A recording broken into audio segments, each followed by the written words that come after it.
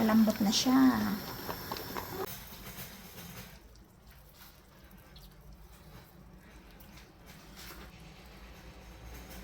Na-dry na tong ating crispy pata at ang ating lechon kawali.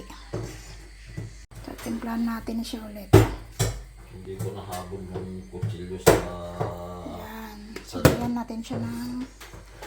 Sa den? Oo, yung mga puntos. asin. Para may lasa pag natin iprinito, guys. Yan lang. Ang ating crispy pata at... so, yung kabila niyan, may kon na yan. Ang birinay natin kagabi. So, yan, magpapahid din tayo dyan ng suka. Maglalagay tayo ng suka dyan para crispy siya.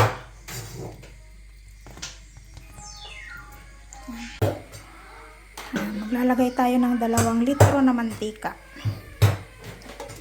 So, dito natin siya ipiprito sa pinakamalalim para matakpan natin siya at maprito kaagad.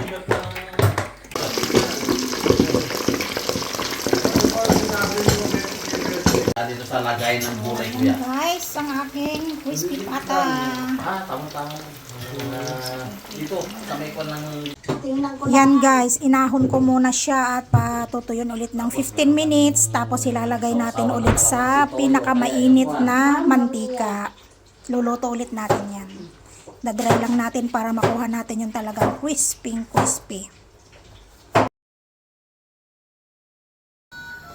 So ayan, pangalawang kuha na natin dyan, piprito.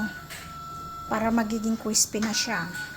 So, ilalagay ko na ang ating crispy pata. So, ayan, sobrang init na, guys.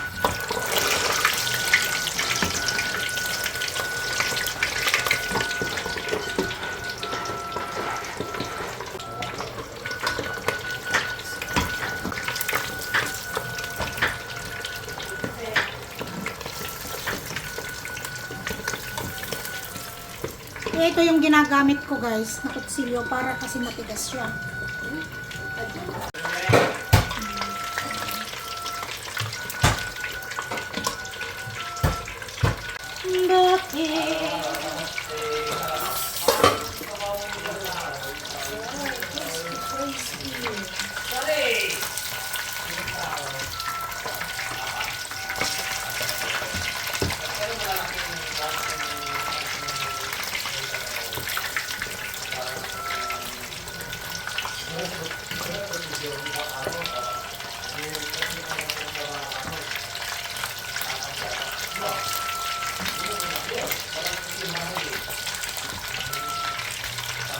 Ay, sa akin mo, masisira niya.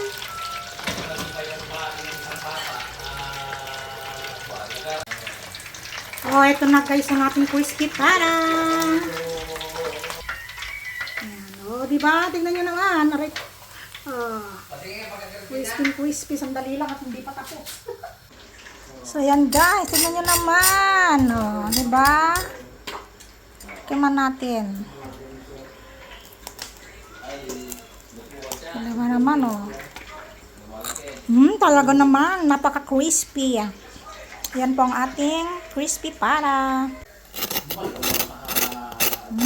Crispy siya, guys. Kahit anong gawin ko, ibaba, ganyan, kahit anong posisyon, masakit. Kaya ahon lang. Bana. Tatayo ako, gusto niya nakatayo Crispy, lang. Yan guys, ito naman yung ating pang lechon kawali. Tignan nyo naman guys. Napakalutong. Tiktik ko yung tayo sa.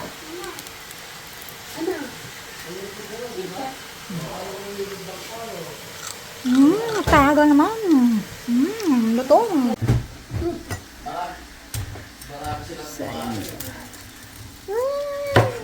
Diba?